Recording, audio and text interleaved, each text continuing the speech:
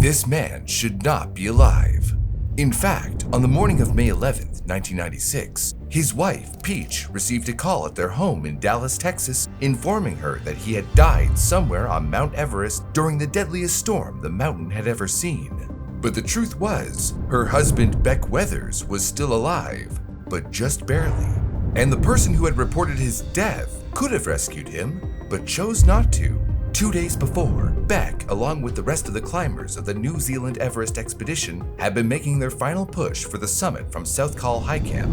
The wind was absolutely still, and the pre-dawn morning sky was clear and full of stars. Reaching the summit on time was critical. Noon was the target, but 2 p.m. was the cutoff time. This was because not summiting by 2 meant that they would be trapped in the darkness on their way down. Beck wasn't feeling the best, but better than he thought he would feel at this point in the journey. For any climber looking to conquer the highest peak in the world, the goal is to reach high camp with just enough energy to summit and still get back to camp. And he believed he had just enough left in the tank.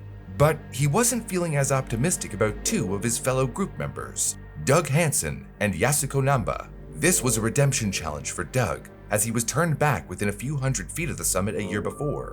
But Doug wasn't in the best of health, and Beck was worried that despite the fact that he wasn't climbing well, Doug's determination to not get turned back a second time might drive him to do something he shouldn't.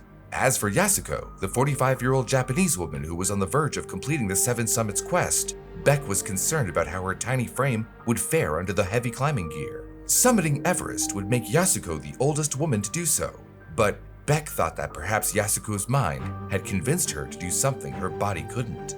Unlike some fellow mountaineers, climbing Everest wasn't an all-or-nothing deal for Beck. In fact, by just reaching the South Col camp, he had already achieved the personal goal he set for himself before arriving in Nepal. Beck believed in a safety-first approach and was okay with trying but not reaching the top, which is why when Beck encountered a serious issue halfway up the summit face, he knew he needed to stop immediately. Being nearsighted, Beck had always struggled with iced-over lenses obstructing his vision when climbing in cold climates. So, before this expedition, he underwent a radial keratotomy to alter the focal lengths of his eyes and improve his vision.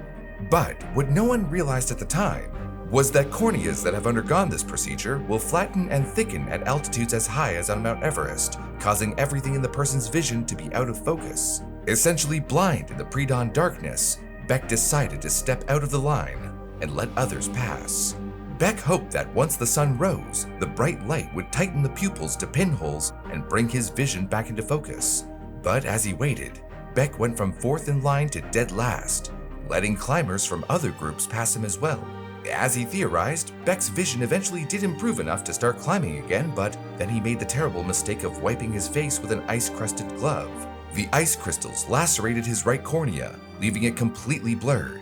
With one half-working eye and no depth of vision, at 7:30 a.m., he decided to stop climbing 1,500 feet from the top at the living room-sized promontory called the Balcony. Still believing his vision could improve, he told the leader of the expedition, Rob Hall, "You guys go ahead. At a point that I can see, I'll just wander up after you." Rob didn't like the idea. "If you cannot see in 30 minutes, I don't want you climbing," he replied. As one of the most respected professional guides in the mountaineering community, 35-year-old Rob Hall had a reputation for reliability and safety that attracted clients from around the world who were willing to pay him $65,000 to bring them to the top of the world, the highest fee of any guide in the business. Rob was a gentle, humorous man, but an uncompromising leader. At the first sound of someone complaining, Rob would squint at them and ask, "You're not going to be one of them moaners, are ya?" But now, seeing his client Beck's condition, Rob wanted him to stay put at the balcony so that when he returned from the summit, he could take him with the rest of the group safely back to the high camp. "If I come down and you're not standing here, I'm not going to have any idea whether or not you've gone down safely to high camp or if you've just gone for an 8,000-foot whipper," he warned. Beck agreed with the logic and promised that he would stay where he was until Rob came back. Unfortunately, it never occurred to either of them to ask the question, what if Rob never came back? Around noon, Beck saw 3 climbers from his group descending toward him. Apparently, there had been a slowdown at Hillary Step, a natural obstacle on the ridge leading directly to the summit. Realizing there was no way they could make the summit on time with the traffic, they decided to return to camp, and now, seeing Beck all on his own, offered for him to join them. This was a great opportunity for Beck to head back to safety. After all, he'd been there for hours and the elements were slowly taking their toll. But a promise was a promise, and there was no way to communicate with Rob. So he declined his fellow climber's offer and stayed. He had no way of knowing at the time, but because of this decision, in a day's time, he would find himself being left for dead by one of those 3 climbers standing before him. Fast forward a few hours and it was getting late, real late. Rob was supposed to be back by 3, but it was past 5 now.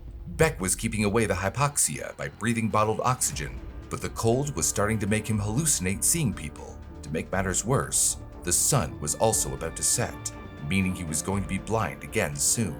Just as Beck was losing hope, he saw an exhausted John Krakauer returning from summiting the mountain. John gave Beck 2 vital pieces of information. One, that Rob was still stuck on the ridge 3 hours behind him, which meant that the deal Beck had made with Rob was definitely off at this point. And 2, that their other guide, Mike Groom, was just 20 minutes away. John then offered to help bring Beck down to high camp, but looking at how exhausted John was, Beck politely declined, saying he'd wait for Mike. Refusing help was an incredibly gutsy move for someone in Beck's condition, but it was also the selfless thing to do considering John was already struggling to descend without having to assist a visually impaired climber. Thankfully, Mike later arrived on schedule, but there was a problem. Mike was already helping Yasuko, who could barely stand. But for once, luck was on Beck's side, as another climbing group appeared just behind Mike and Yasuko. The group consisted of Sandy Hill, Charlotte Fox, Tim Madsen, Clev Schoening, and their leader, Neil Beetleman, who offered to take Yasuko so that Mike was free to assist Beck. It was nearly 6 p.m. by this point. Mike tied himself to Beck with a 20-foot rope and stabilized him from behind as they descended. Going down such a mountain is much more dangerous than going up. In this case, Beck's limited vision was the biggest problem. He would plant his weight on what he thought was the hill, but would turn out to be thin air. As he fell, the rope would snap taut, pulling Mike off his feet and down the slope with Beck. To stop the fall, they would then both jam their ice axes into the hill until they came to a halt and could get back up to their feet and continue trudging down the hill, only for Beck to fall again moments later. This terrifying sequence of events would repeat itself a number of times before they were back on the South Col. Despite the experience being somewhat unnerving, as Mike described it when they reached the bottom of the summit face, they had done the hard part. All that was left between them and their tents was an easy 1-hour trek, or so they thought. Unfortunately, the mountain had other plans. The calm weather they had all day long was suddenly gone, replaced by a blizzard and a thick wall of clouds all around them. The visibility had been reduced to 0, with Neil Beetleman comparing it to being lost in a bottle of milk. They all herded together. Beck grabbed Mike's sleeve. All anyone could see was the faint light of each other's headlamps. But they continued to move until Neil, leader of their expedition, sensed danger. "Something is wrong. We're stopping," he shouted. And Neil was right. They were just 20 feet away from the 7,000-foot vertical plunge off the Kangshung face. Stopping immediately saved their lives. But it also meant inactivity. Moving is what keeps you from freezing to death up there, and the relentless winds had made things extremely cold. Beck could no longer feel or move his right hand. The normal remedy for this is to take off the outer glove and rub the hand against your bare chest. But pulling off the outer glove instantly froze the skin on his hand and arm. Startled by the pain of the frostbite, he lost grip on his glove, which the wind quickly whisked away. They were all fearing the worst by then. But then, Clev Schoening called out, "I've seen the stars. I know where the camp is." As luck would have it, the clouds had opened just enough to reveal the Big Dipper in the sky. The plan was simple. The strongest would make a high-speed trek to find the camp and then bring rescue for the rest. Not being able to see, Beck would just be slowing Mike and the others. So he agreed to stay. Yasuko, Sandy Hill, and Charlotte Fox were too exhausted to go on without assistance, so they would stay. And Mike, Tim, Neil, and Clev began to leave to find camp. Tim stopped suddenly. "You guys can go, but I'm not going to leave her," he said. Tim could have gone with the others, but he refused to leave his love, Charlotte, behind, knowing full well that all who stayed behind would likely die there. Yasuko held onto Mike's arm in quiet desperation, her arm falling weakly to her side as he and the other 2 men slipped off into the white void in search of salvation. For those who stayed, Their biggest enemy was sleep. The body's core temperature drops when asleep and could cause the heart to stop. So they yelled, hit, and kicked each other just to stay awake. But as the climbers huddled together to keep warm, Charlotte and Sandy begun to lose their wits. "I don't care anymore. All I want to do is die quickly," cried Charlotte. "Wrong answer, Charlotte. Move your legs, move your hands," replied Tim. "I don't want to die," yelled Sandy. "My face is freezing, my hands are freezing. I don't want to die." Sandy's screams were the last thing Beck heard that night. Death's cold embrace was tightening, but it wasn't an unpleasant feeling. Strangely, he felt warmer and as if he was floating. Meanwhile, the plan did work for Mike, Neil, and Clev, though. They found the base camp, but sadly, by the time they did, they were crawling on their hands and knees and in no condition to return for the others. Only a miracle could save Beck and the others now, and as it turned out, this day of catastrophes was full of miracles as well. The world's premier high-altitude climber from Russia, Anatoly Bukharev, just so happened to be taking time off from his usual guide duties. He had summited alone earlier in the day without oxygen and had been resting for hours. Anatoly became a legend that night, going into the storm multiple times to search for climbers who had stayed behind. Twice driven back to camp by the extreme weather, Anatoly was lucky the third time, finding the group huddled in the snow. He brought back Sandy, Charlotte, and Tim, who were all originally from his climbing group, but left Beck and Yasuko.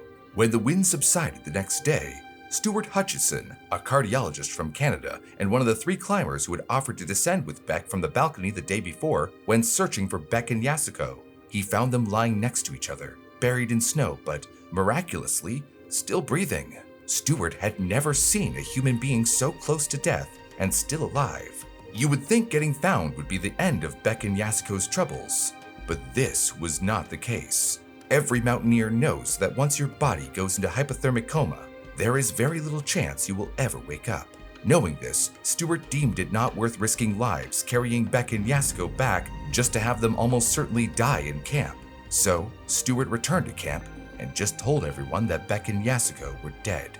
Rob's office manager called Beck's wife Peach at their home in Dallas and informed her that he had been killed descending from the summit.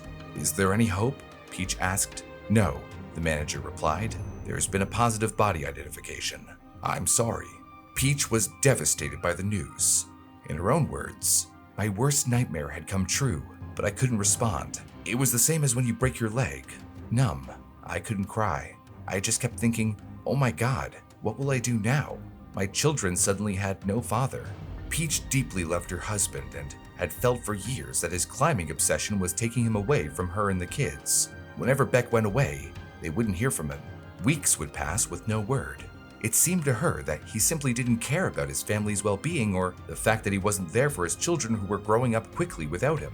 And when Beck decided to spend their 20th anniversary on Everest, Peach had had enough. Divorce was on the horizon. But climbing mountains had become an integral part of Beck's identity for a reason. For him, it had become the only way to escape from his crippling depression that had previously led him to almost end his own life. Climbing high mountains and the recognition that came with it gave him a new sense of pride. But when seeing him off the airport this time for his Everest trip, Peach sensed that her husband was scared that he might die there. And now it seemed as though he had been right. So, while crushed by Beck's death, Peach wasn't surprised. "Beck seemed selfishly determined to get himself killed," she said. But Peach wasn't the only one that day who got a call that no wife ever wants to get. Doug Hansen, who had been forced to turn back from summiting the year before, did precisely what Beck had worried he would do. Doug had reached the top of Mount Everest without enough left in him to make it down, and as a result, group leader Rob Hull was forced to make an impossible choice. Rob got on the radio with Base Camp, who told him, "Rob, this is hard, but you have got to leave him. You cannot save him. Save yourself." But he simply couldn't do it. He wouldn't be able to live with himself knowing that he had left Doug there to die. So the father-to-be got back on the radio and asked for help. Andy Harris, who was already a third of the way down to high camp and exhausted himself, heard Rob's call and slowly labored his way back up to help. The 2 guides struggled for hours to get Doug across the precarious summit ridge, only for him to fall to his death along the way. Rob and Andy made it to the south summit, but Rob couldn't go any further. Andy stayed with Rob until sometime in the night when he disappeared into the storm. never to be seen by anyone again. Rob survived through the storm that night, but late the next afternoon, when there was no longer any hope of a rescue, base camp called his pregnant wife, Jan, and patched her in over the radio to her dying husband. Everyone with a radio that day heard their last moments together. They also took this moment to pick a name for their unborn daughter, Sarah. After Jan hung up, the soft sobbing of a man with nothing left but the unbearable weight of his own impending death could be heard over the static. No one had the heart to tell him that the radio was still on. That same afternoon, elsewhere on the mountain, a miracle happened. Beck opened his eyes. Dazed and confused, Beck thought he was lying in his bed at home. As his mind cleared, it dawned on him that he was still on the mountain. Beck always thought of dying on the mountains as a noble thing, but when the time actually came, he wasn't ready. It was like he had been given a chance to cheat death. There, lying in the snow, he had an epiphany. He saw his family in his mind's eye. It was like they were right there, trying to speak to him. Beck knew at that instant that he had to get up. He struggled to his feet and looked around for Yasuko, but she was nowhere to be seen. He threw away all of his equipment, thinking it would just slow him down. Left to die in the cold with two completely frozen hands and nearly blind, Beck was still determined to fight for his life. His first idea was to walk in a sort of grid and look for landmarks, but then he remembered the direction the wind blew across the face of the mountain in the camp. This proved critical, as it allowed him to choose the right direction out of countless possibilities. Once Beck started moving, his body reconnected with the repetitive motion it had gotten used to in the past few months. It was a terrible trek, as you could imagine. Each time he encountered a hidden ledge, Beck would fall and see lights in his head from the jolt, but Beck kept getting up. Even the decreasing sunlight and dropping temperatures weren't as scary to him anymore for some reason. He was thinking of his family, how he would never be able to say, "I love you" to his wife and never again hold his children if he stopped. Keep moving, Beck said to himself again and again. A distance away, Beck started seeing some odd shapes, the same blue color as their camp tents. A voice was telling him not to go towards those things. It said, "You'll disappoint yourself when they turn out to be rocks." He was struggling to make up his mind when, 100 feet in front of the blue things, he saw Todd Burleson, the leader of another expedition. It really was the camp. Todd was amazed to see this strange creature walking towards him. He'd heard everyone above the high camp was dead. Beck's face had turned solid black, like it had a burnt crust. His jacket was unzipped down to his waist and full of snow. His right arm was bare and frozen over his head. His skin looked like marble,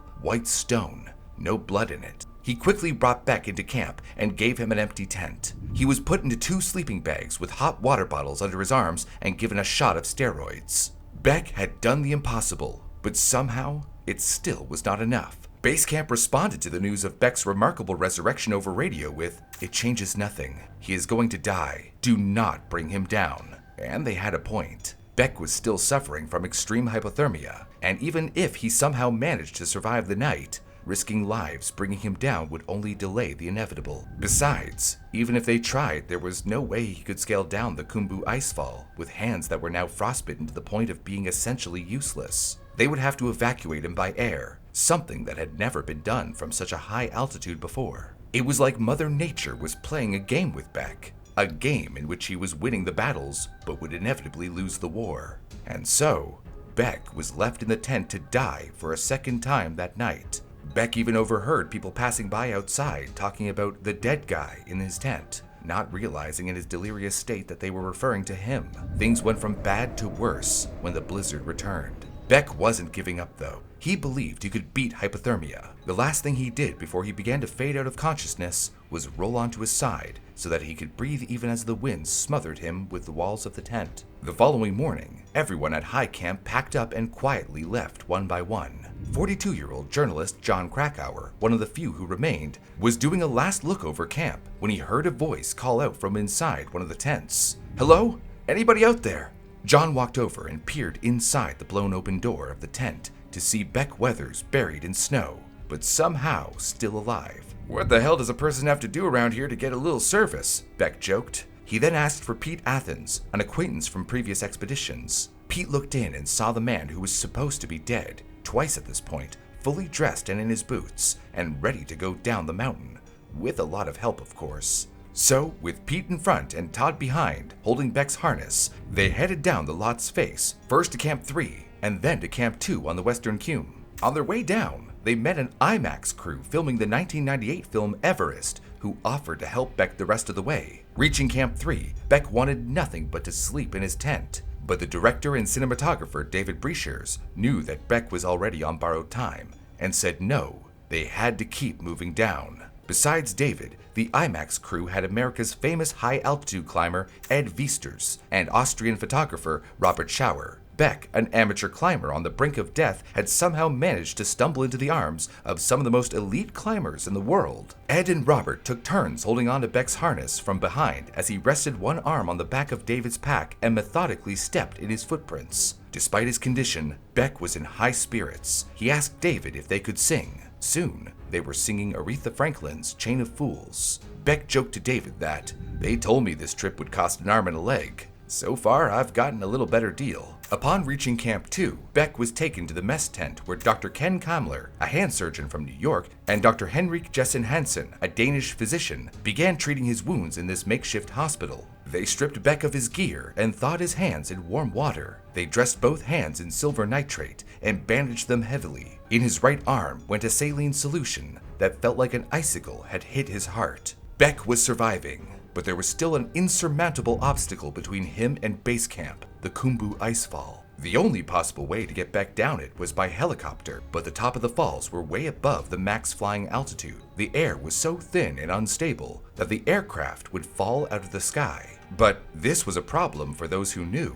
Luckily, Beck's wife, Peach, didn't know that an air evacuation was theoretically impossible, and thus, ever since being notified of his successful return to high camp, she had begun masterfully pulling strings to arrange an evacuation. Peach managed to enlist home state senator Kay Bailey Hutchison and Democratic Senate Minority Leader Tom Daschle, who lit a fire under the Texas State Department, who then contacted David Shenstead at the Nepalese embassy, who asked a woman he worked with, Inu Casey, to find someone willing to do the job. The initials KC, by the way, denoting that Inu was a member of the warrior caste of Nepal. Inu contacted many pilots, all of whom, understandably, refused the suicidal job. But when all looked lost, she told David Shenstead, "I know a man who believes that he has a brave heart, but he's never been sufficiently challenged to know if this is true. I will ask him." The man was 44-year-old Lieutenant Colonel Madden KC, and when asked if he would choose to accept such an impossible mission, he replied, "I will do this thing. I will rescue the Beck." If he was going to pull off this stunt,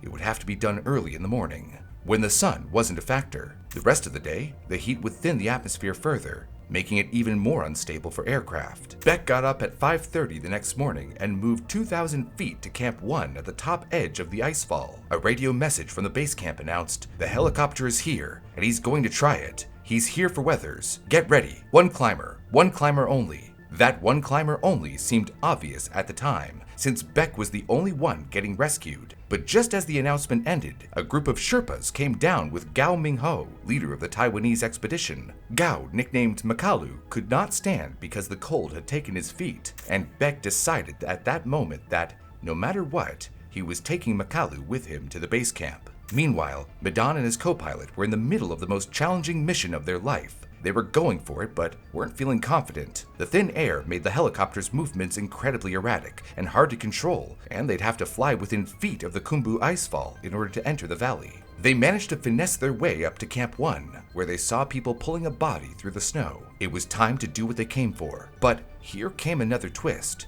They realized that with the aircraft's current weight, if the helicopter landed at that altitude, it would not be able to get enough thrust to take off again. The pilots didn't have climbing clothes or equipment. They didn't know how to climb. They weren't acclimated to the elevation. If they couldn't take off again, they would die up there. Medan's co-pilot wanted no part of it, telling him it was not possible, but Medan had made up his mind. He was going to rescue Beck with or without him. Medan pulled away the helicopter, dropping off his co-pilot, some gear, and fuel at base camp to make the craft lighter. Then, he came back alone. After all, Medan was the one looking to test his bravery, but he'd have to do it on just 20 minutes of fuel. This time, he saw a rag tied to an ice axe to show the wind direction and a landing area marked with Kool-Aid. Medan, navigating with the precision of a surgeon, brought the helicopter down just enough that the skids touched the snow but no further. Fearing that if he let the aircraft's full weight rest on the surface, the snow might give way. It was only then that he found out that there were not one, but two climbers to rescue. Knowing the helicopter's limits, Medan said,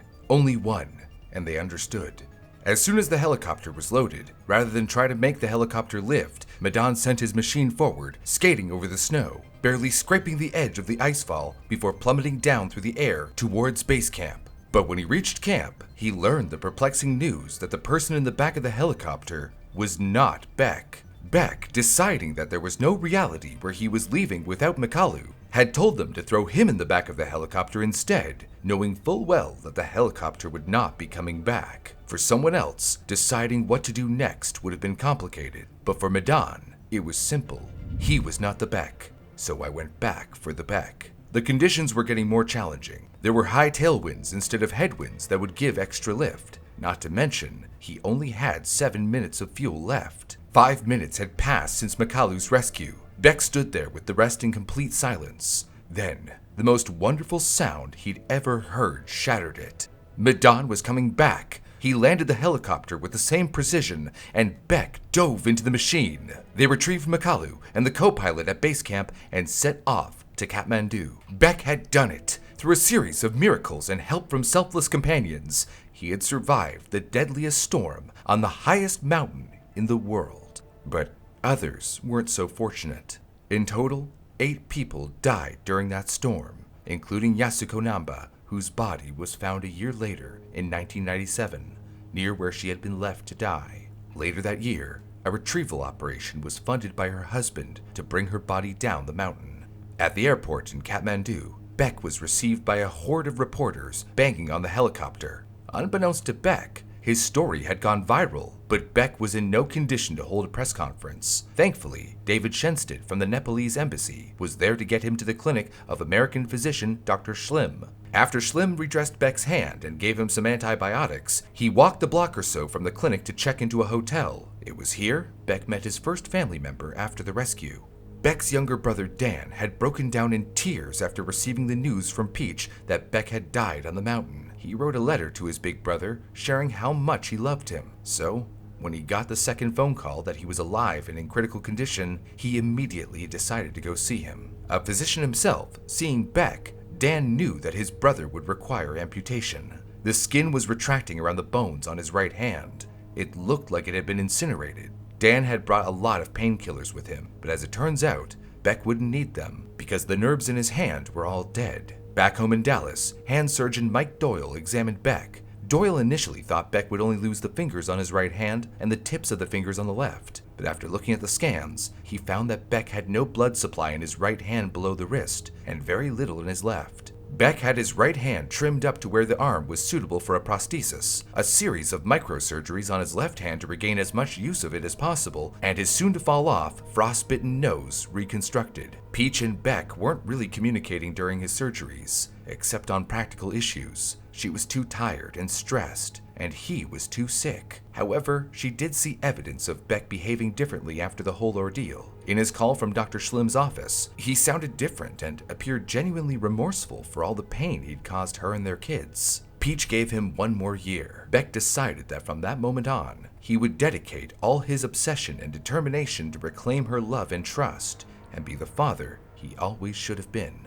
And it seems as though he was successful. 19 years later, in a 2015 interview with People magazine, Peach and Beck reported to be celebrating their 39th wedding anniversary, citing Beck's attitude adjustment after his near-death experience on Everest to be what saved their marriage. I made an agreement with myself that I was going to be the biggest little merry sunshine on the face of the planet, and I would find something every day to appreciate that I would not have been able to enjoy had I not been able to struggle back to life. If you enjoyed this video, then consider hitting the like button and subscribing to our channel. It's the best thing you can do to help us keep making more of them. Like this one about a murdered woman who went unidentified for 40 years until users on Reddit miraculously cracked the case. Click the video on screen to watch now.